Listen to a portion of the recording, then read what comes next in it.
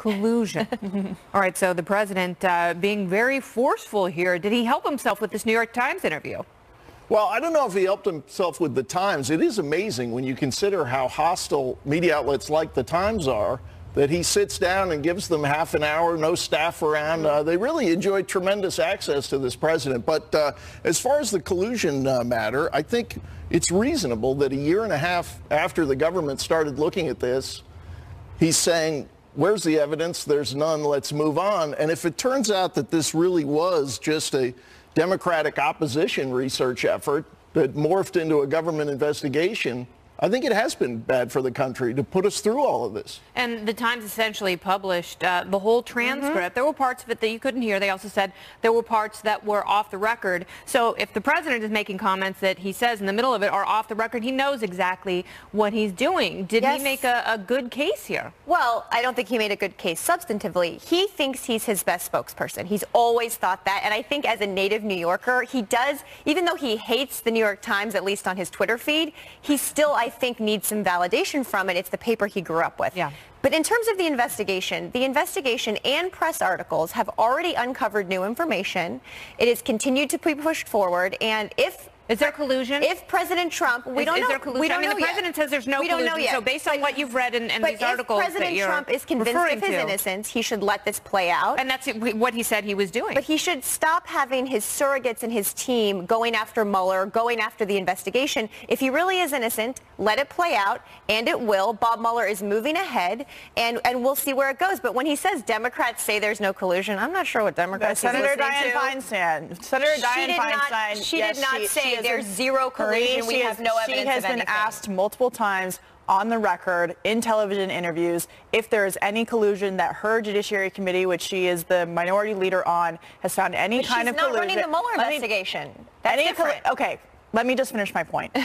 They have an investigation in the Senate, in the House. Those will be able to reconcile with the facts that the Mueller investigation finds. When it comes to Democrats and what the president said of them saying there's no collusion, that is absolutely correct. Dianne Feinstein is on the record saying that. Adam Schiff has not been able to say anything about any kind of evidence of collusion. You're right. We have to watch this play out. But the evidence that we do have so far about the indictments that have come down have nothing to do with changing votes, collusion with the Russians. It has to do with personal business dealings. Yeah. Lines the FBI and the issues of business dealings with the Russians. And the president also sort of clarified the timeline and relationship that he had with Paul Manafort, almost distancing himself with Manafort, who seems to be the most problematic of the things that we've heard and seen coming out of the investigation. What did you think about that? And a lot was what was unearthed about Manafort were things that happened prior to him even working for President Trump. But President Trump has every right to be angry. He was told 3 separate times by James Comey that he was not under investigation. Yet James Comey took the extraordinary, quote unquote, from the New York Times step of testifying under oath that the Trump team was being looked at. So why did he take that step? And I think James is absolutely right in the sense we are here a year and a half later without any concrete evidence of collusion. And the most concrete evidence of collusion we have is a dossier that was paid for by Hillary Clinton and the DNC that James Comey had testified under oath that James Clapper wanted to go to President Trump, brief him. That was then leaked by CNN. And this dossier has helped shape the entire national narrative, and many people are concerned that it was used to obtain a FISA warrant.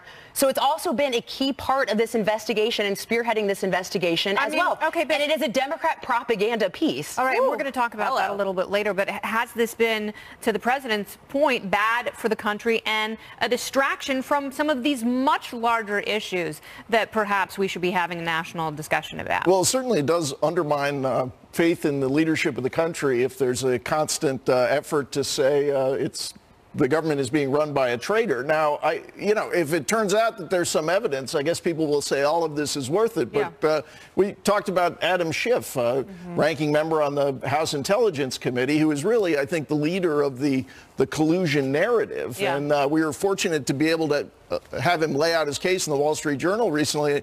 And I think what you'll see there is a lot of characterization of events, but not a lot of facts, dates, times, specifics on, okay, what is the collusion case? Well, and what is the definition of collusion? Yeah. I mean, that is something that actually has not been defined. Does it mean the Russians working with the Trump campaign to literally switch votes at the ballot box? Does it mean having conversations during a transition period between national security officials working for the transition team and the Russian ambassador, which every administration coming into the Oval Office would be doing? The definition of collusion has expanded so much that anything can be defined. Well, I'll say no, you're absolutely right about that, because no one has one working definition. And I think the president's right. And that definition, as it's accepted by both sides, is not criminal. So here are the two things I would say. First of all, that multiple senior Trump administration officials who worked for him during the campaign and since he's been in office have repeatedly lied about contacts with the Russians. So I've always said, even if they're not guilty... And Huma was completely honest? This isn't about Huma. This is about President Trump. Hillary Clinton was honest? Even if they are completely innocent of everything, they sure act guilty. So let's get some answers, because it is not a distraction for the country to figure out what the Russians did and how they did it. We should all care about that. But when it comes to Flynn is actually so far the most problematic. I was interested that President Trump didn't talk about Flynn. He focused on Manafort, because Flynn's conversations with the Russians are, I think, what have been the most problematic so far. Katie says they're normal for any administration, but he basically said to the Russians, don't worry about those sanctions that we put in place because of election. What did and President Obama say need flexibility? Okay, you can't, but let's address the Flynn problem and not always say, what about Obama? Okay. No, we can because I think what you're doing is giving an example and maximizing what you consider the enemy's behavior to be, while minimizing your allies. But they're two separate things, Kennedy. But they're not related. Not separate, because That's they're not not President Obama. Let's go back to what the president said, also telling the New York Times. He believes Special Counsel Robert Mueller will treat him fairly, and he says he doesn't know whether Mueller will be done with the investigation, when he'll be done, adding it doesn't bother him. And he also says the probe is only galvanizing his base, saying, quote, if you look at what's going on and, in fact, what it's done, it's really angered the base and made the base stronger. My base is stronger than it's ever been. Great congressmen in particular, some of the congressmen have been unbelievable in pointing out what a witch hunt the whole thing is. So I think it's been proven that there is no collusion. Kennedy, on that point, he's relying on his surrogates in that statement to kind of defend him, even though we have seen him on Twitter and in other interviews call this a witch hunt. Yes, he has, and it was he and Steve Bannon came up with the phrase, and it's something that they've employed. It's what everyone does in politics. You know, it's essentially marketing and branding your ideas, and they've been effective in that regard. You know, we have to be able to trust that the president is not a traitor. We also have to trust that institutions like the FBI are going to shepherd and police things as the ultimate law enforcement agency in this country fairly. And I think there's been a credibility and a trust issue, and I hope we see that restored. I absolutely do. And if that means getting to the end of this investigation and finding that, you know, nothing substantial has come of it, then we have to really wonder whether or not we need to appoint special counsel so easily. What if something does come out of it? James, what about that, though? Then that's really important. And if the president has done something wrong, he has to be held accountable. But that's a big if that has not been answered yet. What about the public trust in the institution? Robert Mueller has had a lot of credibility problems in the last 3 weeks, not necessarily because of his actions, but because of the people who have been working on this investigation. How do they gain back the public trust after all of this is over, despite the outcome? Well, as controversial as it's been, I think firing James Comey from the FBI was a good start, because this is really when the FBI went off the rails. You look at the campaign last year, the investigation into Hillary Clinton's emails, forgetting, you know, what you think or what the outcome should have been. Comey did everything against FBI procedure. He basically appointed himself a prosecutor. He made the decision for himself that the Attorney General of the U.S., Loretta Lynch, needed to be recused. That's not his call. He took on essentially the role of the prosecutor, which he's not. And then he opined in public on the merits of Hillary Clinton. You might think she's terrible or you might think she's great, but that's not what prosecutors do. You're supposed to... And he's not a prosecutor. The FBI is supposed to investigate, bring the information to the Justice Department, and then they make prosecutorial decisions. But Lisa, what about the question of whether this is good politically for the president generally with his base, but also going into an election year? Has this really given them a piñata to look at and blame for all of the problems they've been having on the issue? I think, as we talked about earlier, a year and a half in, no evidence of collusion. I also think we all have to come to terms and realize the fact that this could all be a sham. There could be what about the nothing there. That's where I'm getting to. There could be nothing there. And I wrote a column for the Washington Examiner a few months ago about this. What does this do for the media? What does this do for the left, whose entire narrative has been Russia-Trump collusion? If there was no Russia-Trump collusion, there is going to be so much distrust with the media at that point. There's going to be so much distrust of the left at that point. So, of course, that will galvanize President Trump's base when he has been under investigation. There has been this cloud put over him by the media, by the left. And if it turns out that it was completely unnecessarily so, of course that is going to have a massive mobilizing effect for President Trump's base. Can I add something to that? And this is something that I think is really important. And, you know, the left wants to tar all the people who have either been indicted or a part of the campaign or the administration as evil and somehow doing something so bad as to work with a foreign government to somehow undermine an election in this country. That's an awful thing. I think what's more apparent is you have some people who are either very self-serving or incompetent. And, you know, there are benefits. But welcome to Washington, D.C. No, not necessarily. It's someone not being a part of D.C. culture. It's someone coming in who doesn't have the political experience, who attracts people like that, and who doesn't have the decades-old relationships with cronies that he plugs in as every other administration would. That's why you're seeing high turnover and a weeding out of the people who are kind of I want to get Marie back in here on the politics of this, because we have a galvanized leftist base with their resistance movement. How does this help President Trump, or do you think it hurts him in terms of going into the elections of next year? Honestly, in the midterms, I'm not sure how much of an impact it will have, because as we've talked a lot about, these races are not national races. They are district by district, and Democrats, I think, have done a good job of finding candidates in many places that fit the district. And in the Senate, you know, obviously they're state focused. 2020 is a bigger question because it will be a referendum on President Trump. What's been interesting is that even as the economy has done well, President Trump's approval numbers have been pretty low. I think part of that is the Russia cloud. Part of that is other things that he's done as well. Part's the Russia cloud. So, but a lot of it is also things that he's done when you look at the actual polling and what people say. So we will see how much he either helps or hurts the party when they're on the ballot, but he's not. I actually don't have the answer. James, final word to you. Yeah, in terms of what he can do to improve his polls, I think he just did it, signing a historic tax cut. Stop great tweeting. For the country, great Stop for the tweeting. economy. Well, that's too much wishful thinking. President Trump stepping up his battle with the media, his campaign organization sending an email asking supporters to help him award a fake news trophy before the year is up. Should Trump keep this up, or could it backfire? Plus, next questions, new questions about that anti-Trump dossier. The chairman of the House Intelligence Committee is calling out the FBI and the Justice Department, saying they ignored his subpoenas to turn over all records related to the document, and setting up a new deadline for them to comply. Whether it's time to investigate the investigators. Well, another Fox News alert on the Russia investigation and the anti-Trump dossier. House Intel Chair Devin Nunes blasting the DOJ and the FBI for what he calls a failure to produce records on that dossier after he sent subpoenas back in August. He writes in a letter to Deputy Attorney General Rod Rosenstein, quote, "As a result of the numerous delays and discrepancies that have hampered the process, the committee no longer credits the representations made by DOJ and or the FBI regarding these matters. Accordingly, the agencies are instructed to promptly produce to the committee no later than January 3rd. At this point, it seems the DOJ and FBI need to be investigating themselves." Meantime, Republican Congressman Francis Rooney of Florida, who has called for a purge of the FBI and the Justice Department, weighed in on Fox and Friends earlier. I'm really glad to see Chairman Nunes as well as Senator Grassley turn up the heat on these investigations, because evidently the people that testified before were less than forthcoming. And we've got to get to the bottom of what was going on with that dossier and what these people like this Strozik guy and Orr were doing. They've discredited themselves. I think for their own good, they should clean this thing up and make sure that the people that work there maintain the impartiality and fairness that the American people expect. So I'm going to start with our one lucky guy today on this. My question to you, the DOJ and FBI are led by Republican appointees.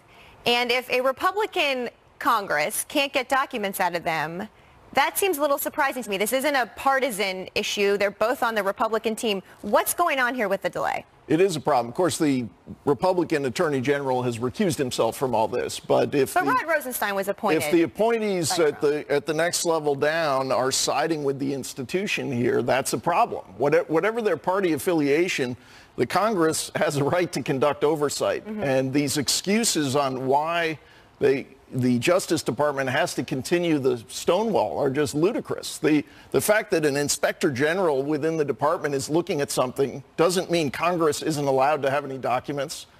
There are lots of ways in classified information can be shared with Congress. It happens all the time. They go to a secure room to read the information. So I think you're seeing with Mr. Nunes, reasonably, his patience is at an end, and I think he's going to have to start enforcing these subpoenas. And I guess purge, maybe that's a bad word. Kennedy, but lock him up.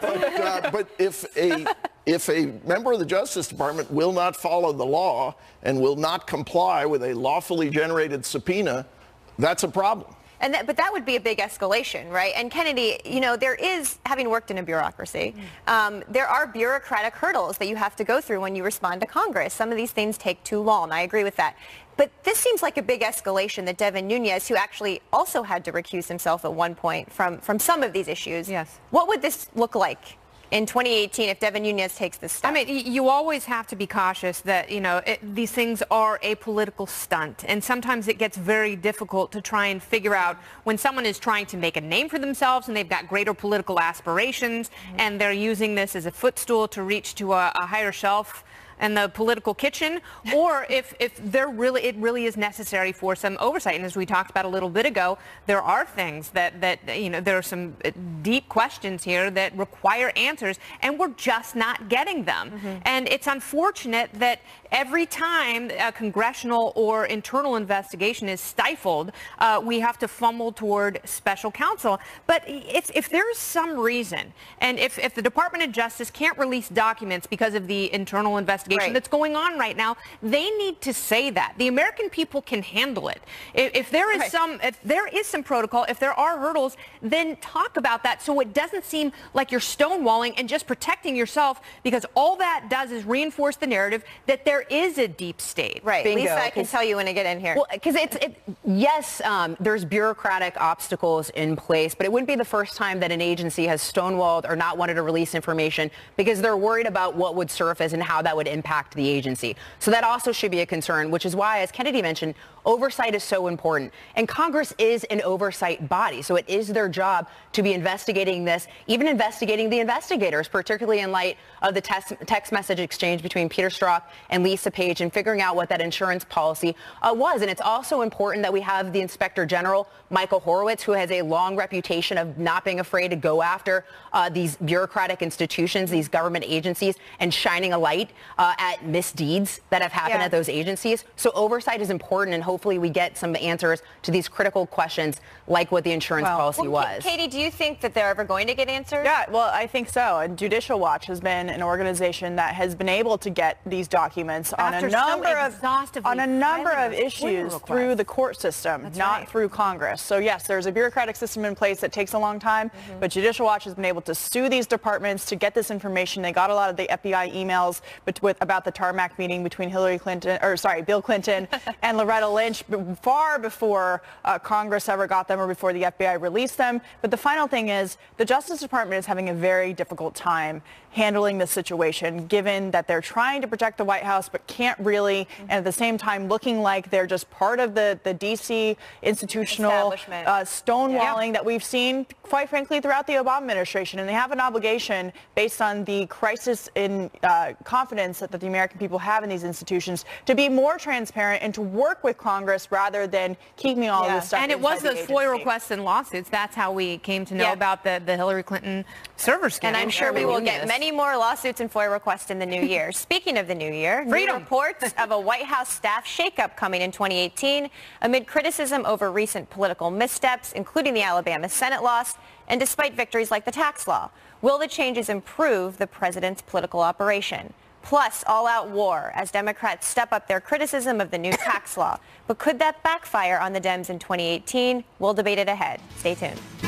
Welcome back. New questions on whether Democrats are taking a big political gamble by working to undermine the new tax law, which President Trump has promised will mean higher paychecks for most Americans in the new year. New York Governor Andrew Cuomo threatening to challenge the law in court, saying it was aimed at penalizing Democratic states by capping state and local tax deductions. Take a listen. What the Senate was saying is because we have no senators for blue states, we don't care. So let's pillage the blue to give to the red. That's never been done in this nation before. That's partisan politicking over any semblance of good government. We're going to propose a restructuring of our tax code. I'm not even sure what they did is legal and constitutional, and that's something we're looking at now. And Cuomo also recently telling reporters, quote, "You're damn right," that he's looking to circumvent the bill the president just signed. Meantime, a recent Wall Street Journal editorial saying, quote, "Democrats are betting that the private sector will fail to respond to the tax bill's incentives. Democrats used to be the party of hope. Now, by their daily admission, they have become the party of hoping that tax cuts will fail and private investment won't help workers." So obviously, I'm going to go to you first, James, with that Wall Street Journal quote there. Yeah, that was well stated. Yeah, what a great editorial. Yeah, perfect timing with you on the Those guys know what they're doing. Yeah, but so Democrats are really trying to make the tax law an issue heading into the 2018 midterm elections. They said this is a giveaway to corporations. This is a giveaway to the rich. This isn't good enough for middle-class families.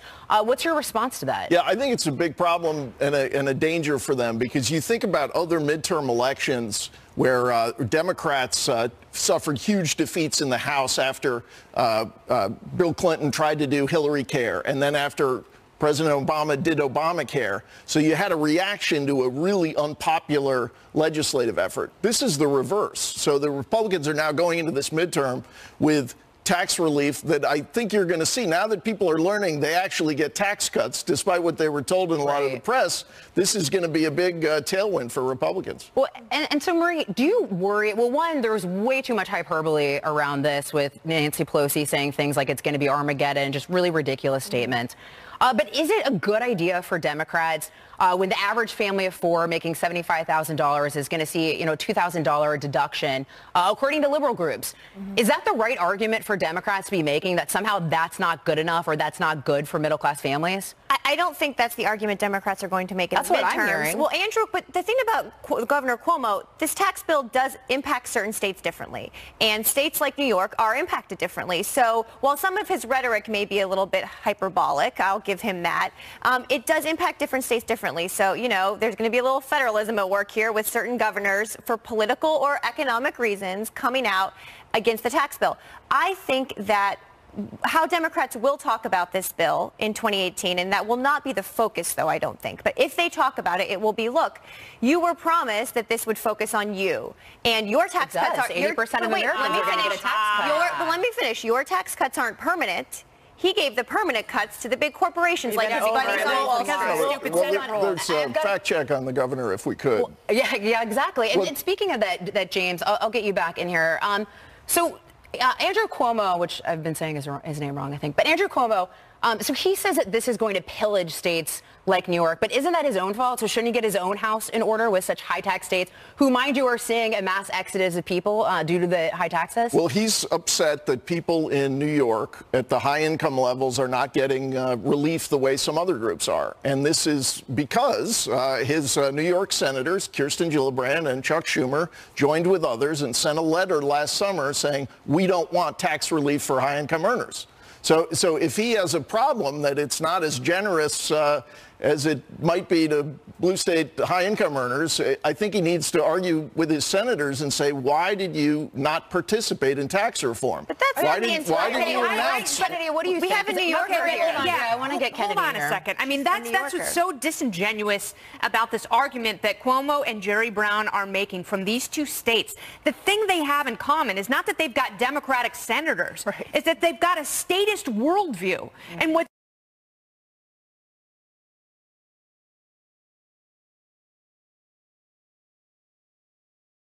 like New York, Governor Cuomo should maybe look at the way that they are spending the money of hardworking New York New York citizens and residents when they're taking their money and using it for things like that. Yep, and those unfunded obligations are bankrupting So these huge states. fans of the governor. I'm hearing. Oh, huge. Yes. I'm a fan of freedom and liberty. I'm just kidding. Hashtag taxation is theft.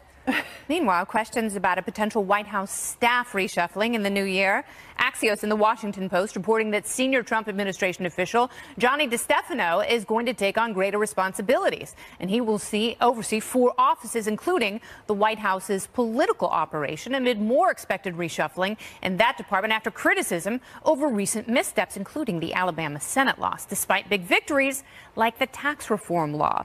White House Chief of Staff John Kelly reportedly overseeing the proposed changes in another effort to, quote, further streamline and professionalize the White House operation. This amid reported concerns about a tough political environment in the year ahead. So obviously, Katie, going into 2018, this is a critical year for the White House to coordinate in these state and local races. So what does this mean for the average person who's watching, who's never heard the name John DeStefano? What does it mean? I think it means they're trying to be more focused going into an election year. They not only have to deal with the people's business, which is the #1 priority of the president, but they also have to make sure that they're maintaining power in the House and the Senate, because they need those people to vote for the president's agenda.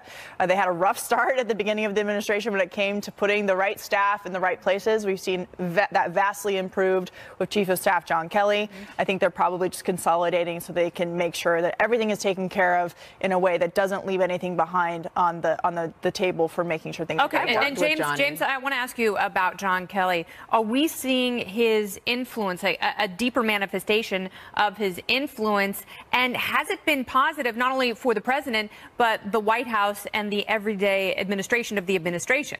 I think you got to say Kelly's been a positive, brought some stability, and look, despite is this a John Kelly move? Well, this particular thing, honestly, I don't assign a great deal of importance to it. I think sometimes staff changes, and I say this as a former congressional staffer, I think the impact of staff is often overrated. I think people in Washington like to write about it, but I do think with Kelly, he brought a lot of stability, and we got to say for a rookie year, this is turning out to be one of great achievement for the president. Obviously, people could talk about, does he need to be more popular? How does he get more popular? Should he